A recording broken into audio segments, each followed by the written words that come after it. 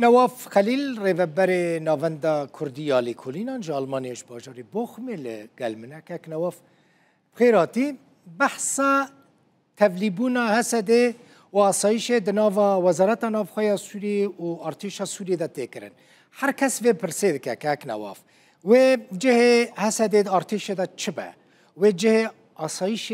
ده وزارت نافخوی سوری ده و چبه وار باش بوته وش بو همو تماشوانا بریز بجدار بن گوتنه کی فرانسیس بیکون فیلسوف فرانسید گریام جهاز دکم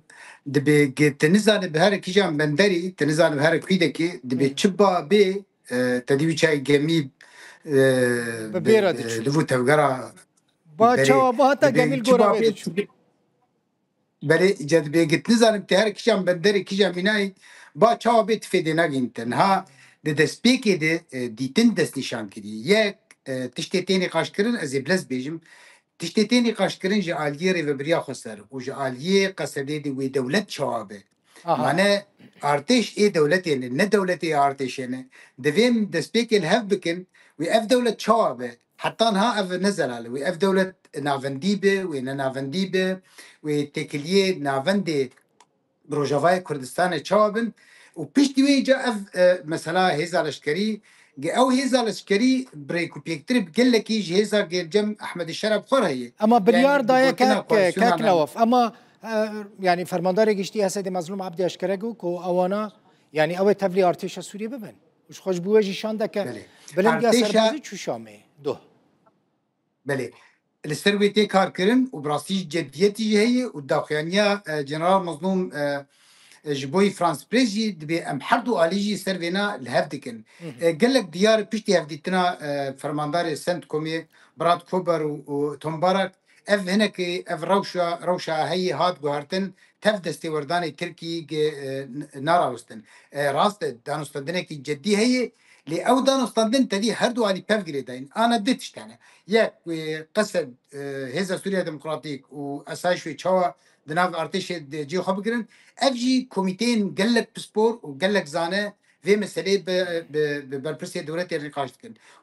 ووزارة باراستني دي وشوا بيجي قصد وفرمانداريا قشتيا سوري دي وجيوا شوا برتزانه روجافاي وكردستاني زانن جي روجافايا جي كردا ند وزارة باراستني دهبو ند وزارة هندر دهبو نوي بين تبلي ببين دي وتاني امبيجن سيفي لاقيانجي چند لواء والباكور روجلات سوري تشيب وقتين نقاش كرن افتين نقاش كرن وچند فيلق من چند لواء بن وبربسيار واجوي دكي بن لنقف تاني ودنافن دي دل شامي دي ويجي كردا وجي قصد وي چوابد وزارة باراستني دي ويجي چوابد فرمانداريا قشتي دي چوابد جبر ولو جم دسبيكي كو وشكل دولتي چواب واف دولت هف بار به یا کرد و عرب و پیکاته دبن یا جوه دولتکی یا گروبکی بی یا هاتش به اون بیجن رازی کرنه که دمکی و ببه و پشتی ویجی کنگی سری به و هن گروبن چته تخن لفو تفگرد وکی ای گناوه واد کرن ارتشان اجتماعی سوری مچما گوتنا فرانسیس پیکونگو جبر هیزا سوریه دموکراتیک زانوی هرن کوی دکی و چه آلاف لازمن جبوی بگین ویجی ويدي جبو فيجي تش صبر لازمه افدان استندنا هاني بمشي جبر حكومة الشامي نيك دنجة حتى في كيليكي انا هلوستك اريني هي ونقاش تكرن ويا ديجي هر هفديتنا كي بقصد ريتشيتكن روزازي شيباني ومرافو بقصر وزير برافاني لانقره يعني يعني وكي تشون هاتنا وانا لانقره هي بلكي نار باريسجي هيدي يعني قالك برزجريك هنا باشا قصد جي فرماندار قصد جي في راسيتي دي تركي رولاويتي هي ودستوردان هيج بولو جناب مظلوم بيجي قبرا تركي تخواز بيمانا ده اداري بيك بي گرک علی کار بگ اف پیمان بگه سری باش یا پجه یکینین پاراستنا جنه و چاره نویسا و چبک اک نواف جبرکو يعني اگر حکومت ویرنگی بچه و زیده جه نده هیزه که سربازی یا جنان کد نوا ارتشا سوری یا جید نوا وزارت نفخوی سوری ده و هبه جه هیوان؟ داز فيش تربيجم نهاج بوي مثلا ما في قلي كرد او خالن تيك يعني بينغو هرتن او اعلان دستوري او دانزانا دستوري لغوري اغايمه اريكرن جاليه حكومته جاليه شرب خده يعني برنگه كي اريني ليتي نرينج او هرتن تشببه ووكي جنرال مظلوم جي بوشخوا دبيجن تدي برسا كرد برسا مي تدي افا كردكي كسكي نكار قانا بك جي اعلان دستوري بي غارتن وهبونا قال كرد بي بجراندن اللي جورتي جوتن ويروشكي تايبت يا بجهبه يعني اف هيز على شكري وبمينه اجابه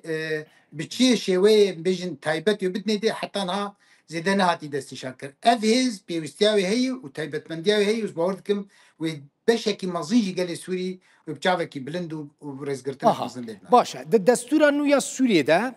و يعني ورا بنافكرن كل سوري ملتك نتويك هي كردن وما في نواني نتوي هي بوردكم كي بيفينابي يعني تدي جاو ما في تشابي تشسباندن و نافنديبون تشابي ليه هبونا قال كرد دستوري بنجي سوري ده بوردكم كردك جفي فناغر ونتني كرد يعني جي سوري في راسي تيد بكين دسبيكا ديمقراطي ذكرنا دولتا سوري پجراندنا پرسا گلی کرده نتوا کرده هندره سوری ده گبه پجراندن میشه پرسگری که پیکاته دیجی و بین سراس کردن یعنی وکی نمونه باشور افریقیا جه حکومت دوکلیر گاف ناویت بانا و ماندیلا در نکت با و داوی لنجات پرستی نانی بانا اف دولت و ویرو شد ما حتی ترکی جی پیشتی صد و دو سالش پیمانا لوزان انا لگرینه که دکن دبی ام حمو ازمونه و تجارب دنیت گرن ام قاربن چاوا قاربن وی پرسگری که چار سر بکن که ترکیه نوتو سیاده اگر بس قبول کربا و اوزال بما وکی نمونم بیجن وکی بیچتن دیروکی و رو شکی گلکی گوهرتی چیبا ترکیه لیگرینه چار سریه دیگه